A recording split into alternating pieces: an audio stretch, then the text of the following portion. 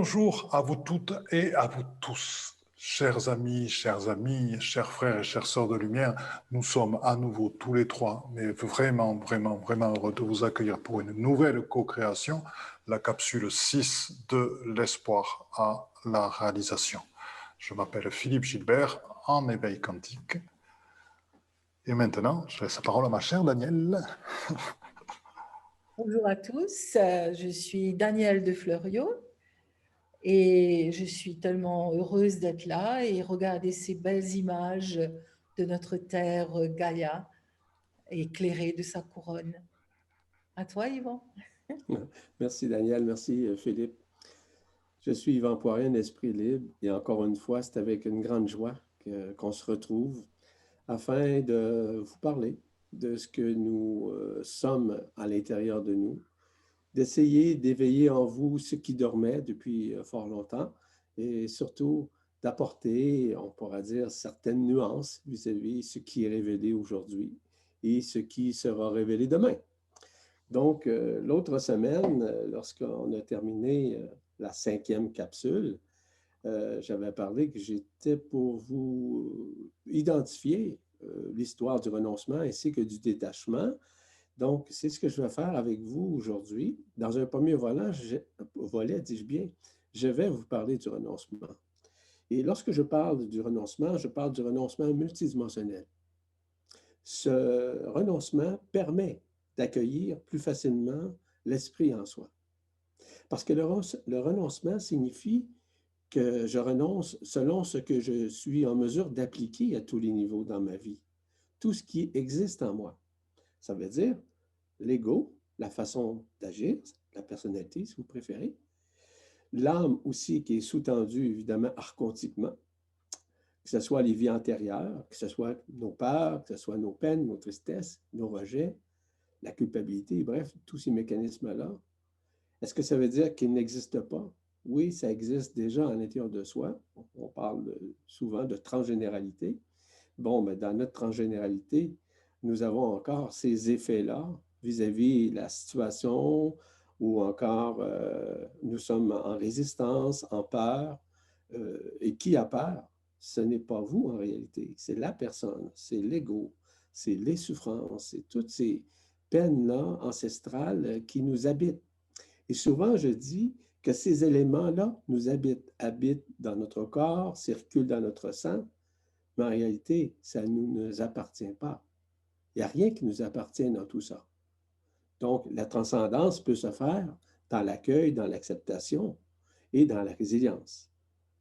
Toutefois, je ne renonce pas, je ne dénie ou je ne regrette rien vis-à-vis de la vie, parce que j'ai décidé de renoncer notamment à l'éphémère, c'est-à-dire à l'illusion. Et à partir du moment où nous renonçons à cet éphémère, parce que cet éphémère, tout comme l'illusion, ne nous appartiennent pas. Ça nous habite. Ça habite l'âme, ça habite la personne, ça habite le sang, ça habite plein de vies antérieures sur lesquelles on peut se baser, semble-t-il, mais en réalité, même ces vies antérieures ne sont pas nous, parce que nous sommes au-delà de la forme, nous sommes au-delà de la personne, nous sommes au-delà de l'ego. Donc, il est très important de faire face à soi-même, de réaliser que tout ça ne nous appartient pas, mais simplement de renoncer à ce qui ne nous appartient pas. Parce que je vous le mentionnais, que ce soit la personne, que ce soit l'homme, ça ne nous appartient pas. Ça nous habite, c'est vrai. Ça fait partie de l'enfermement séculaire.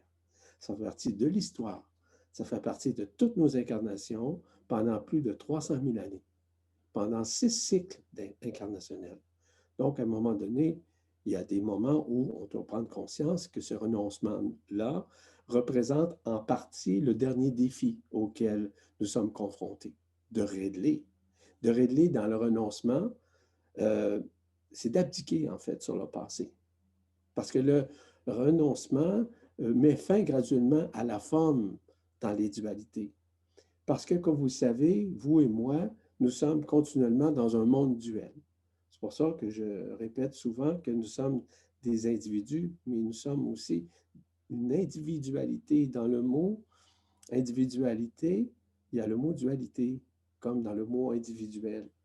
Donc, en réalité, l'individualité est relative à l'ego, à la personne, à l'âme, mais on n'est pas ça. C'est pour ça que je vous parle de renoncement. Parce que pour pouvoir rejoindre l'être-té, on pourra dire l'esprit en soi, ben, il est fondamental de renoncer à tout ça, non pas de dénier ça. C'est pas ça. C'est simplement de réaliser que tout ça fait partie de ce monde éphémère, ce monde d'illusions, ce monde de rêves, ce monde où nous sommes coincés entre l'éphémère et notre réalité, qui est notre réalité éternelle, qui est en soi, qui est celle notamment de l'esprit. Et lorsqu'on a compris ça, le renoncement se fait plus facilement. C'est comme dans un nouvel état total de résignation qui se déploie en nous et qui permet de renouer graduellement avec l'esprit, avec l'absolu, avec ce qui est à l'intérieur de nous. Parce que le renoncement, c'est l'ultime, on pourrait dire, présent de l'humilité qui est en soi. Celle de s'abandonner à la lumière. Celle de lâcher prise sur ce que nous pensons être en tant qu'humain. Puis l'être humain est un être excessivement puissant, ne reconnaît pas encore ce qui il est. Il reconnaît ce qu'il est en tant que personnage, en tant qu'être humain. Et ça, c'est vrai, là, totalement vrai. Mais peu importe la personnalité que nous avons, nous devons réaliser que cette personnalité n'est qu'un fragment incarnationnel à travers lequel nous avons vécu pendant des cycles de vie, plusieurs cycles, comme je le mentionnais un peu plus tôt. Donc, lorsque nous avons cette humilité qui nous transporte ineffablement vers la simplicité et la transparence, faisons, en fait, ce qui fait de nous un être détaché de toutes ces forces qui nous maintenaient, notamment les forces lucifériennes, les forces prométhéennes, etc., qui étaient les forces de l'ombre. Ces forces archontiques qui nous ont maintenus dans l'illusion de la forme et dans l'illusion de l'ego, de la personne, ainsi que de l'âme. Et lorsqu'on a saisi que nous ne sommes pas ça, dans la réalité, sur le plan physique, c'est vrai que nous sommes des êtres humains avec un corps, avec un ego, avec une personnalité, avec une individualité. C'est pas ça. Mais nous ne sommes pas ça dans la réalité. Nous sommes uniquement, et je le répète souvent, des hologrammes vivants qui ont projeté un avenir, qui ont projeté l'illusion de la forme, l'illusion d'un univers, etc.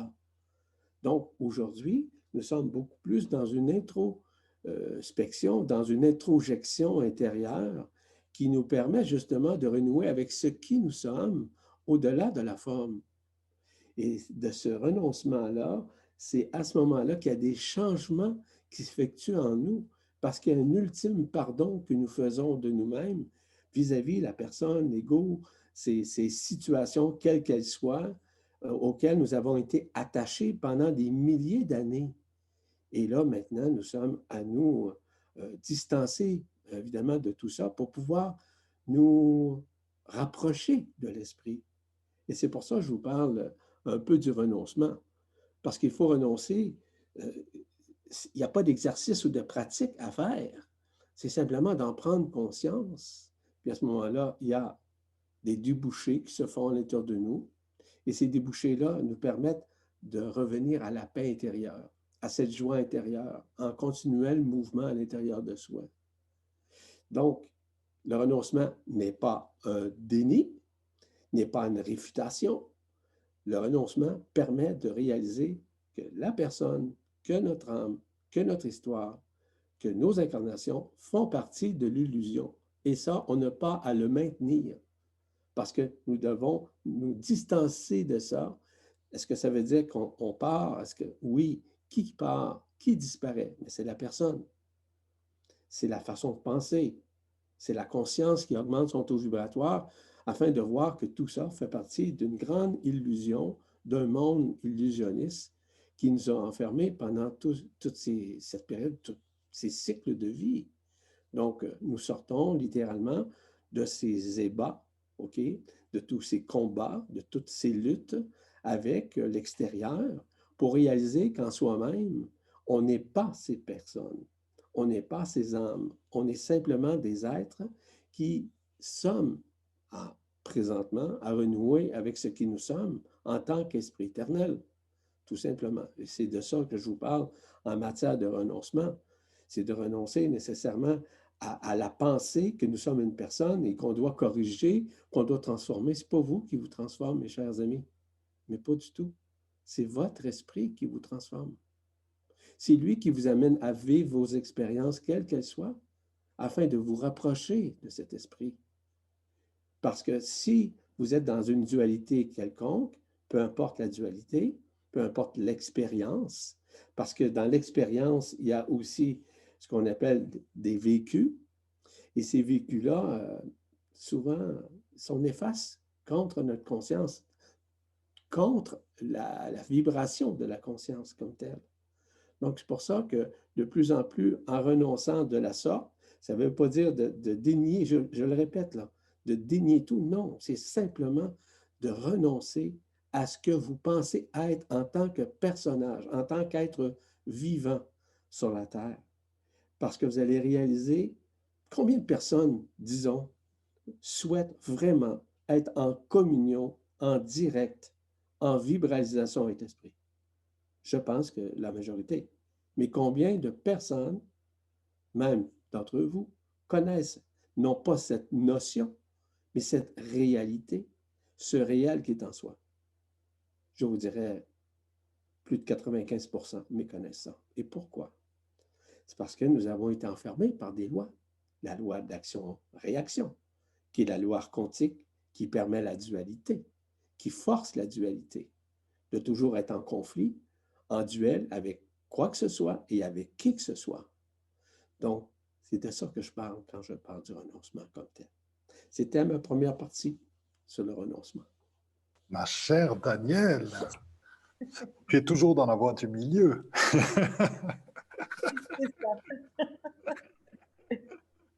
Merci, mon cher Yvan, pour cette remarquable présentation du renoncement. Merci beaucoup. C'est très, très agréable. C'est vrai que c'est une des clés pour se sentir léger. Daniel? Oui. Voilà, exactement ça. Je me sens très légère parce que authenticité et simplicité, j'aime cette résonance. C'est tellement merveilleux d'être soi-même. Et c'est pour ça que nous devons être très attentifs à nos croyances et à ce quoi nous nous identifions, à ce que nous adhérons.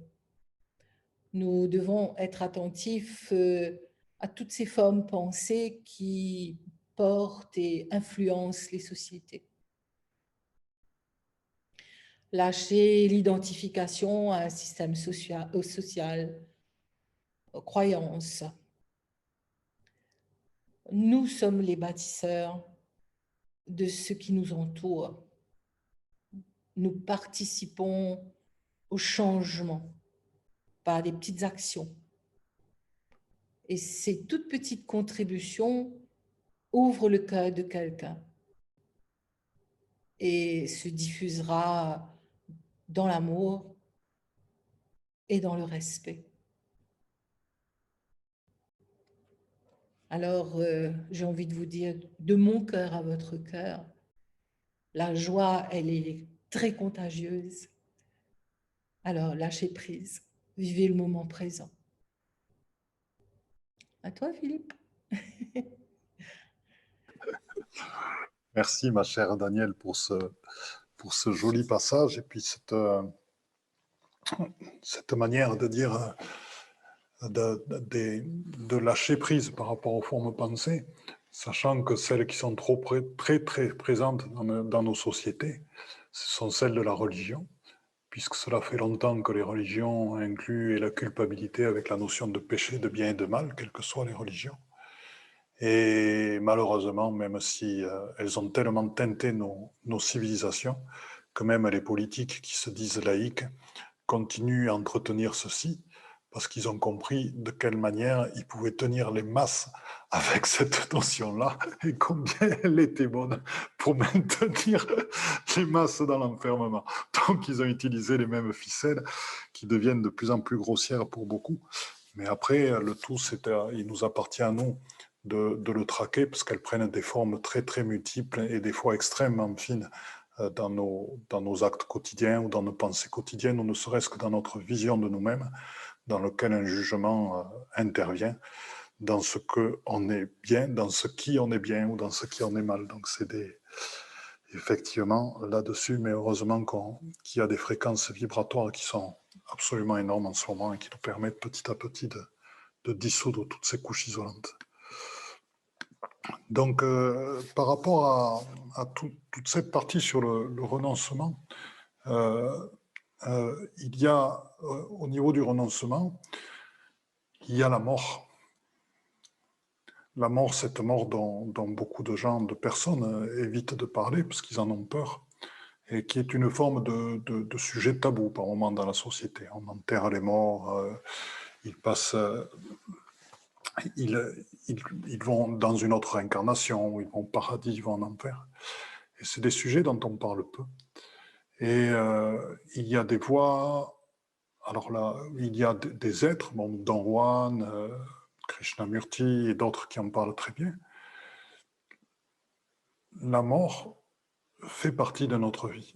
Et quand on l'intègre à notre vie de tous les jours, les possessions matérielles, qu'est-ce que cela a d'important par rapport à la mort? On n'emporte rien.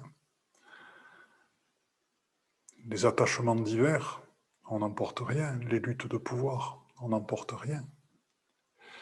Et donc c'est ce que dit Don Juan, il le dit tout simplement, c'est prendre la mort pour conseiller. Krishnamurti, il dit tout simplement regarder sa vie à l'aune de la mort et savoir si nous souhaitons emporter, lorsque nous mourrons, tous les attachements terrestres que nous avons dans une vie détachée du corps physique. Et c'est là où cette vision-là, que la mort est présente en permanence à côté de nous et qu'elle peut nous prendre à tout moment, qui nous permet de regarder avec humilité et détachement tous les attachements que nous avons. Attachements qui deviennent par le fait des addictions. Et je vais en parler d'un qui peut toucher beaucoup de gens, parce que on a une notion de famille qui est très établie parmi nous. Et il y a certaines personnes qui ont beaucoup du mal à concevoir que leurs enfants ne leur appartiennent pas, ils appartiennent à leur terre-mère, et à donner uniquement à leurs enfants, on va dire, de l'amour inconditionnel, totalement, et être présent quand ils ont besoin d'eux. Mais à aucun moment, on va dire, ne les amener vers un quelconque futur, puisque s'il leur appartient à eux-mêmes de créer leur propre futur. Et il leur appartient à eux-mêmes de découvrir en eux-mêmes leur propre futur. Et donc, c'est dans l'interrogation, c'est quelle est en nous-mêmes notre part d'éternité. Et cette part d'éternité, comment peut-elle vivre libre totalement? Et est-ce qu'une part d'éternité va s'attacher à des biens matériels, va s'attacher à des personnes, va s'attacher à des rôles que nous jouons, des rôles de sauveurs du monde, des rôles de maîtres spirituels, des rôles de médecins, d'architectes, des rôles, etc., etc., tous les rôles que peuvent jouer les gens dans leur vie. Et est-ce que notre être d'éternité va se satisfaire de ça? Non, il est complètement au-delà de tout ça. Et c'est justement, le renoncement passe par être non-forme, mais être non-forme dans la forme aussi que nous avons actuellement. Donc dans la forme de l'incarnation. C'est-à-dire, effectivement, nous sommes incarnés. Mais nous sommes incarnés et nous jouons un jeu. C'est le jeu de la vie. Il n'y a pas à avoir d'attachement par rapport aux différents rôles que nous jouons, et il n'y a pas à y avoir surtout d'identification par rapport au rôle, je dirais, aux manières d'être que nous avons. C'est un jeu, tout simplement, c'est un jeu. Ce n'est rien de plus. Et Yvan, comme Daniel, ont souligné le fait que d'arriver à être au-delà justement de cette loi d'action-réaction qu'implique notre attachement aux choses, être dans le je veux et le vouloir, être au-delà de cette loi d'action-réaction, être dans cette unification et ce détachement, permettent vraiment d'accéder à la paix, à la sérénité et, de par le fait, d'accéder à sa réalisation profonde. Et enfin, de prendre sa place. Car il n'est d'autre moyen que de prendre sa place que de se retourner tout d'abord à l'intérieur de soi, en se coupant de tout attachement à l'extérieur, en étant totalement libre par rapport à l'extérieur. Et c'est ce retournement déjà vers l'intérieur de soi qui nous permet ensuite de nous ouvrir au tout et vers l'extérieur. Voilà.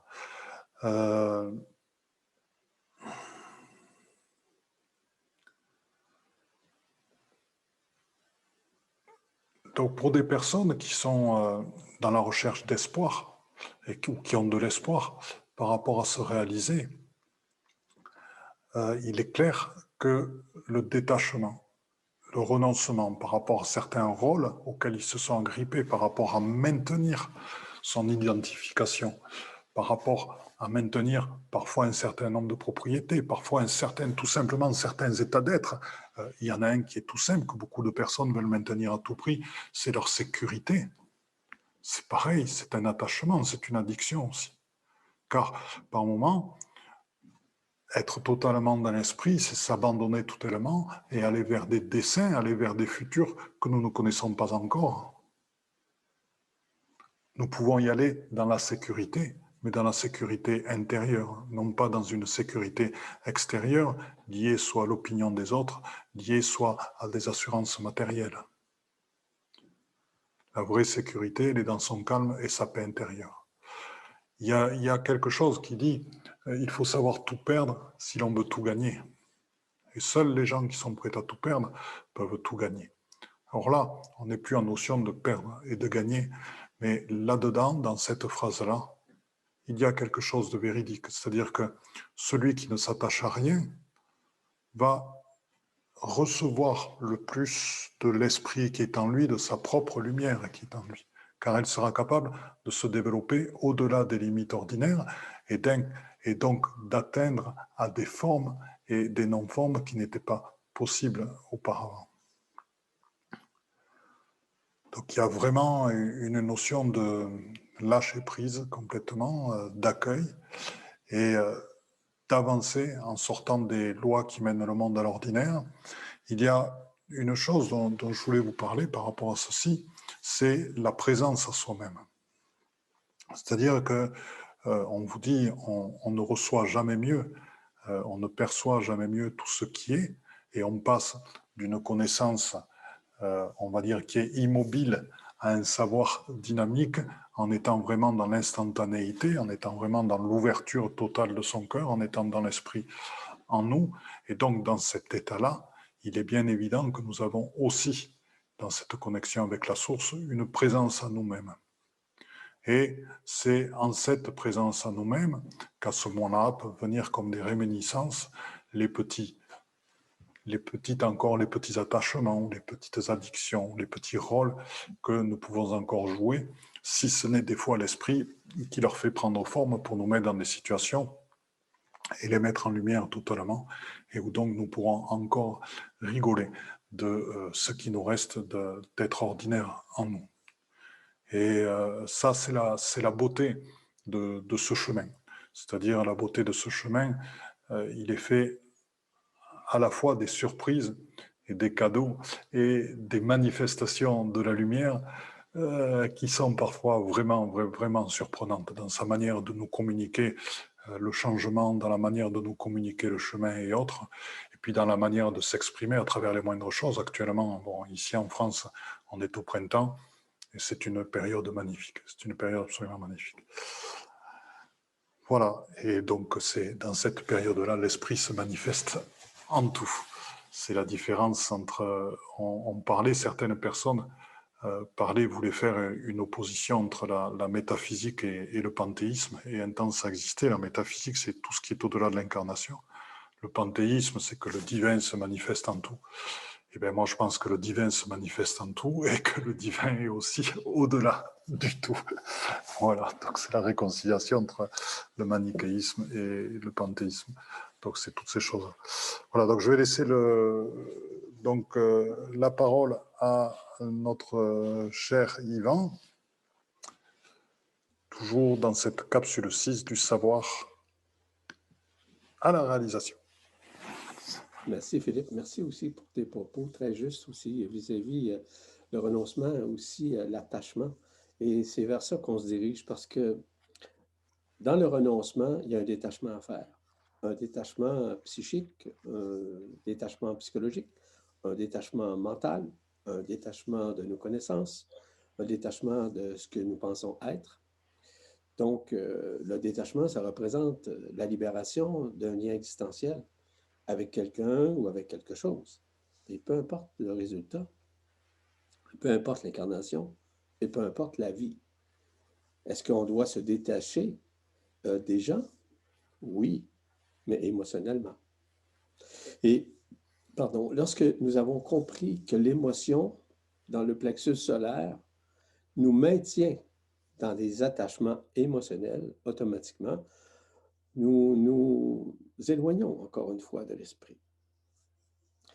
Parce que l'attachement, c'est une charge émotionnelle, c'est une lourdeur inutile que nous maintenons bien inconsciemment, je le répète.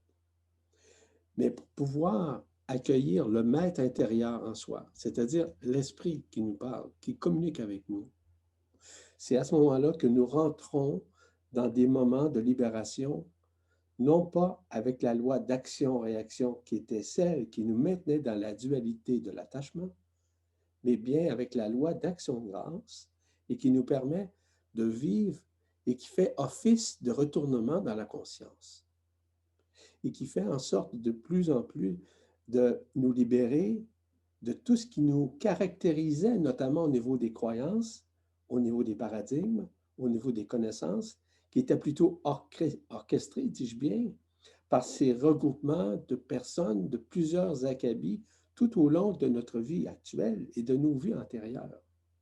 Donc, le détachement touche cet aspect-là aussi. Parce que lorsque nous sommes attachés émotionnellement, je le répète encore une fois, à quelque chose ou à quelqu'un, je ne parle pas d'être passionné dans ce qu'on fait. Il faut faire la part des choses, il faut nuancer les choses. Il y a des choses où nous sommes passionnés de faire. Je ne parle pas de ce détachement-là. Ça, c'est très libérateur, c'est très espritique, c'est très créateur, co-créateur aussi. Je parle simplement des attachements émotionnels auxquels nous sommes associés, vis-à-vis le passé, vis-à-vis l'avenir, peu importe. Ce qui est important, c'est de pouvoir croire en soi. La croyance en soi n'a rien à voir à une croyance extérieure, mais plutôt à une reconnaissance de votre propre intérieur, disant que tous ces renoncements et toutes ces facultés d'attachement nous ont maintenus dans la dualité avec cette loi que je vous ai parlé tout à l'heure, la loi d'action-réaction, qui est une loi quantique, la loi de la dualité, le duel constant entre soi-même et l'extérieur et notre propre intérieur. Parce que la loi d'action-réaction ou karmique, présentement, est en train de disparaître puisque de plus en plus nos individualités disparaissent, c'est-à-dire notre façon d'être. On rentre beaucoup plus dans la création, dans la créativité du cœur, dans la créativité de l'esprit, lequel on se rapproche de plus en plus, éliminant à la fois les lignes de temps qui nous espaçaient, ou si vous voulez, qui nous distanciaient nécessairement de l'esprit. Il faut se rappeler aussi que dans le détachement, il y a quelque chose qui se réalise présentement. Ce que vous voyez derrière moi ou derrière Philippe, c'est une image. Oui, c'est une image, c'est vrai. C'est un couronnement. Le couronnement de qui vous êtes, tout comme le couronnement de la Terre. Hein? Tous ces mécanismes-là de lumière qui s'imposent à l'intérieur de nous sont reliés à quoi? Sont reliés au feu de l'eau du ciel, au feu des eaux du ciel. qui nous permettent de nous purifier, qui nous permettent d'être recouronnés de ce qui nous sommes en tant que souverains éternels. Et de plus en plus, nous sommes à renouer avec cela. Mais combien de personnes réfutent cela? Parce qu'ils croient encore à des formes extérieures, à leur forme, à leur vie, à leur histoire. C'est pour ça que je vous parlais tout à l'heure de changer votre point de vue vis-à-vis de renoncer à ces choses qui sont éphémères, qui ne sont pas les nôtres. Elles nous habitent, je le répète encore une fois, mais ne nous appartiennent pas. S'il y a résistance, c'est certain qu'on s'éloigne de l'esprit. C'est certain. Donc, on doit apprendre à nous détacher de tout ce qui nous éloigne de l'esprit. Que ce soit par des réticences, des résistances, du scepticisme, des doutes, ou peu importe nos croyances, quelles qu'elles soient. Nous sommes tous et toutes des êtres divins. Des êtres divins, est-ce que ça veut dire qu'on se prend pour Dieu? Nous sommes une partie intrinsèque de Dieu. Mais on ne se prend pas pour lui, nous le sommes. Il faut faire la part des choses. Donc, de se détacher de l'ancien, de se détacher de tout ce qui nous attache comme tel. Tout à l'heure, quand Philippe nous a mentionné vis-à-vis nos enfants ne nous appartiennent pas. Cependant, on a un rôle, nous avons une responsabilité de les amener à vivre quelque chose d'intelligent, quelque chose. Et notre travail, c'est de leur enseigner afin qu'ils puissent retrouver leur propre chemin. Et c'est ça notre travail. Si nous sommes présentement à retrouver ce chemin intérieur, et si nous sommes en mesure de le faire vis-à-vis de nos enfants, c'est quelque chose d'extraordinaire. Vous savez, d'après moi, mon expérience aussi, ce que je vis avec mes enfants, tous mes enfants d'ailleurs, c'est surtout de leur laisser la liberté. Là, je ne parle pas du libre arbitre, ça n'a rien à voir. Je parle de la liberté de vivre et de vivre leurs propres expériences afin de réaliser ce qu'ils vivent fait partie encore de la forme et de l'illusion, de le voir. Mais on n'a pas le choix de le vivre.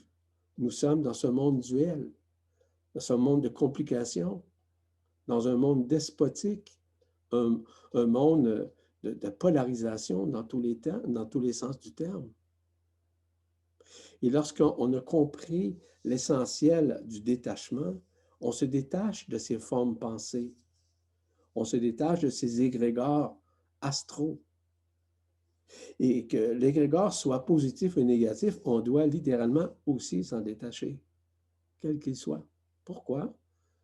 Parce que ça ne nous appartient pas, ça fait partie de ce monde d'illusions, ce monde éphémère, ce monde de mensonges auquel nous avons été attachés pendant des milliers d'années et que nous sommes maintenant renoués consciemment, de plus en plus, à ce qui nous sommes à l'intérieur de nous, disant que non, non, ça ne m'appartient pas du tout. C'est basé sur un principe de détachement. Le détachement, là, c'est parce que souvent, nous avons été obligés, nous avons été soumis, nous avons été conditionnés. Et ces conditionnements-là nous ont maintenus encore dans l'illusion de la forme. Maintenant, nous sommes dans une période de conscientisation vis-à-vis le détachement. Parce que le détachement se fait pas avec un coup de tête, là. C'est plutôt le fait d'accueillir le détachement. De dire que ce détachement que je fais émotionnellement vis-à-vis des choses, vis-à-vis la vie. Est-ce qu'on renie la vie? Non. La vie, on n'a pas le choix de la vivre sur le plan humain et sur le plan divin à la fois. Le plan divin est relatif à l'accueil et aussi au rapprochement que nous avons avec l'esprit en tout temps, en tout lieu, en toutes circonstances. Mais les gens croient encore à l'extérieur. C'est ce qui fait en sorte, et je vous le répète encore une fois, qu'on s'éloigne littéralement de l'esprit. On crée de nouvelles lignes de temps dans la peur, dans se sentir obligé, de se sentir attaché émotionnellement, C'est pour ça que je vous dis de conscientiser le détachement comme étant quelque chose qui va vous permettre de grandir encore à l'intérieur de vous, de pouvoir vous manifester en tant qu'être absolu, non pas en tant qu'être dualitaire, qui maintient cette dualité en tout temps, toutes circonstances et vis-à-vis des revendications quelconques, ou encore d'essayer de contrôler quoi que ce soit ou qui que ce soit. Parce que souvent, les gens veulent changer. Le changement, là, je vous l'ai mentionné tout à l'heure, c'est l'esprit qui effectue le changement pour nous. Mais sommes-nous prêts à accueillir, accepter, à écouter la voix de l'esprit qui nous dicte le chemin? Il n'est pas un dictateur, il est là pour nous rapprocher de l'esprit éternel, de qui nous sommes, au-delà de notre forme, au-delà de notre histoire. C'est de ça que je vous parle vis-à-vis de détachement. Parce que lorsqu'on a des peurs, les peurs nous attachent encore. Mais on peut avoir des peurs de se tromper, on peut avoir des peurs de n'importe quoi. Mais les peurs ne nous appartiennent pas, elles nous habitent. Elles habitent le sang, elles habitent les cellules, elles habitent les organes, elles habitent la transgénéralité. Ce qui circule à l'intérieur de notre sang, je vous l'ai mentionné déjà, c'est minimum 7 générations derrière. Donc, ça veut dire que vos parents, grands-parents, des deux côtés, ont eu des peurs, puis ça, vous l'avez récupéré dans l'incarnation, dans votre sang, dans votre corps, dans vos cellules. Donc, ça ne vous appartient pas. Et ça n'appartenait pas non plus à vos parents. C'est de prendre simplement conscience de ça, tout simplement. Vous n'avez rien à faire, vous n'avez pas de protocole, vous n'avez pas de code, non, pas du tout. Vous n'avez seulement qu'à voir, à accueillir cela. De voir que vos forces intérieures sont bien au-delà de vos croyances, quelles qu'elles soient. Parce que les forces intérieures, ce sont celles de l'esprit. Ce ne sont pas des forces dualitaires, comme les forces lucifériennes ou prométhéennes, qui nous ont maintenus vraiment dans l'enfermement. Et que maintenant, tout ça est en train de disparaître. Parce que nous sommes encore associés à des formes pensées, on le mentionnait, à des franges d'interférence, à des couches isolantes. Mais ces couches isolantes doivent disparaître. Et à partir du moment où vous reconnaissez que vous n'êtes pas cela, malgré l'histoire, malgré l'incarnation, malgré votre corps, malgré les ressemblances que nous avons vis-à-vis de nos parents, grands-parents, etc., c'est là qu'on retrouve la foi intérieure. Pour moi, la foi intérieure n'est pas une croyance, n'est pas du tout. C'est la foi que nous croyons en nous, sachant très bien que nous sommes au-delà de cette forme, au-delà de cette histoire. C'est dans ce sens-là que je vous apporte mon... Puis à ce moment-là, qu'est-ce que ça va créer? Une meilleure confiance en soi, c'est ça la foi. Une meilleure estime de soi, ça ne veut pas dire de se prendre pour une autre personne, nous sommes l'autre de toute façon. Et c'est à ce moment-là qu'on maintient une meilleure santé. Autant une meilleure santé physique, psychologique, psychique et relationnelle. Parce que nos relations avec les autres sont très importantes. Que ce va être les gens, avec notre famille. Donc, on ne renie pas ça, on ne renonce pas à ça. Mais par contre, on a une meilleure vision, on réalise que notre vision maintenant est beaucoup plus axée vers l'intériorité, vers ce qui nous sommes à l'intérieur de nous, et qui nous permet d'avoir une meilleure volonté, mais non pas une volonté avec une volonté humaine, là, dans le sens là, pour faire. Là. Non, c'est la volonté de reconstruire en nous ce qui nous enfermait, de nous libérer de tout ce qui nous enfermait, de croire enfin à l'intelligence de qui nous sommes. Puis l'intelligence de qui nous sommes n'a rien à voir avec une intelligence intellectuelle ou une intelligence de connaissance, au contraire. L'intelligence du cœur, l'intelligence de l'esprit, c'est la plus grande intelligence vis-à-vis la reconstruction, mais surtout de la décréation, de la création comme telle. À ce moment-là, il y a l'amour qui s'exprime à travers nous, à travers cet esprit. C'est ce que j'avais à dire dans mon dernier volet d'aujourd'hui. Merci. La fréquence est absolument magnifique. Tu sais que par moments, j'écoute, et j'écoute au-delà des mots, et là, la fréquence fait un bien parce qu'elle guérit et qu'elle soigne. Donc, merci cette magnifique intervention. Merci Philippe, c'est très apprécié. Ma chère Danielle.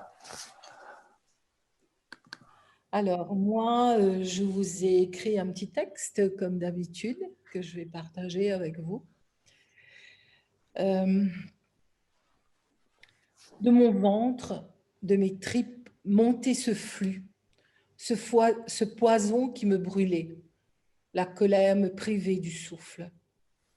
Mon corps se consumait et les mots martelaient mon esprit dans la spirale incessante des blessures qui m'habitaient.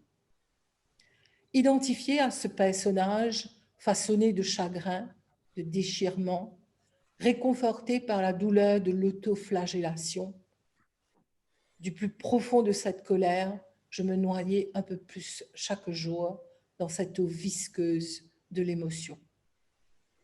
Héritage de cette matrice d'enfermement, de contrôle et d'abus de pouvoir.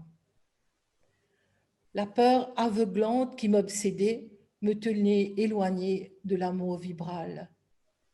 Cet inconnu qui me semblait inatteignable, intangible, imperceptible. Me complaisant dans la vacuité du désir, meurtri du besoin de reconnaissance à ma souffrance.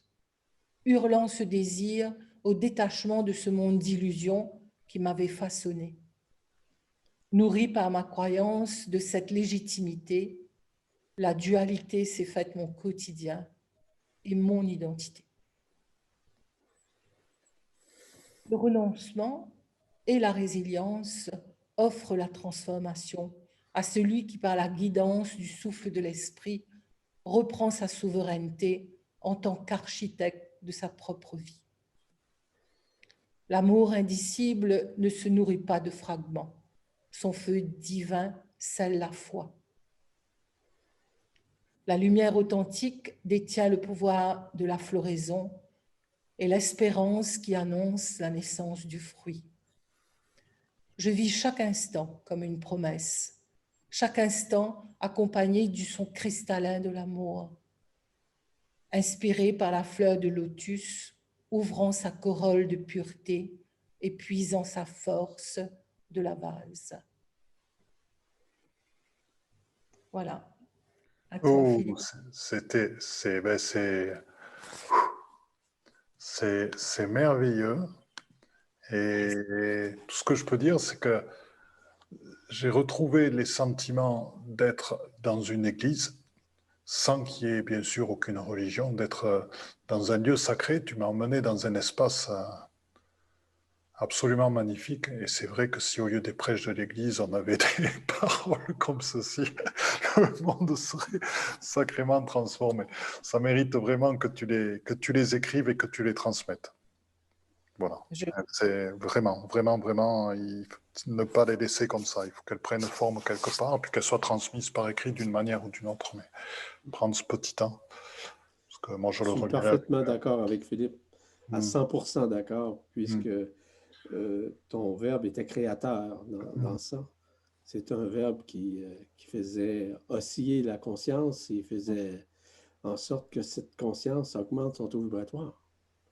Donc, merci infiniment pour ce texte bien lu, mais surtout vibratif, surtout vrai, surtout réel comme tel.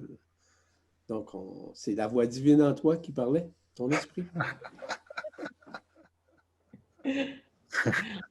Ah, c'est magnifique. Eh bien, quel trio. Voilà, moi, pour conclure, j'avais envie de vous parler des tensions qui sont générées justement par le non-détachement et par l'attachement. Si vous voulez, quand on est dans l'attachement, qu'est-ce qui se passe? C'est que l'on veut conserver son monde, c'est que l'on veut conserver ce qui est. Et quand je parle d'attachement, ce n'est pas qu'attachement par rapport à des choses extérieures, c'est aussi l'attachement par rapport à des rôles que nous jouons. Et quand on veut tout maintenir pour que rien ne s'effondre, pour que rien ne bouge, pour que rien ne change de forme, nous passons à ces moments-là une énergie absolument énorme à vouloir tout maintenir et à vouloir tout garder en place et dans des tensions absolument énormes.